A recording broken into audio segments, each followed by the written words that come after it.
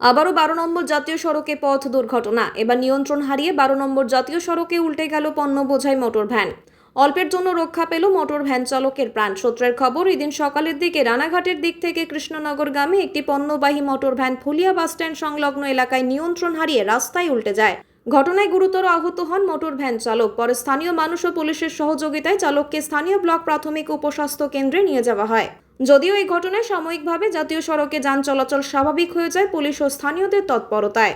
তবে স্থানীয়দের প্রাথমিক অনুমান, ফুলিয়া জাতীয় সড়কের ফ্লাইওভারের থেকে নামার সময় মোটর ভ্যানের ব্রেক লক হয়ে যাওয়ার কারণেই এই দুর্ঘটনা ঘটে। ঘটনা রানাঘাট থেকে কৃষ্ণনগরের দিকে যাচ্ছে এই মোটর ভ্যানটা জাস্ট ওই রাইট সাইড দিয়ে আসছিল, ব্রেক লক হওয়ার কারণে এখানে উঠিয়ে যায়, যার জন্য এখানে একজন জখম হয়, ওনাকে তুলে হসপিটালে পাঠানো হয়। প্রশাসনকে বলা হয়েছে, এখনই আসছে, আমাদের রাস্তা ক্লিয়ার করে দিয়েছি। একটু ইনজোর হয়েছে জাস্ট। গাড়িতে কি ছিল? এই ছোলা। জানা গেল কোথা থেকে কোথায় যাচ্ছিল? না, এখনো জানা যায়নি, উনি হসপিটাল থেকে না আসলে আমি কী করে জানবো।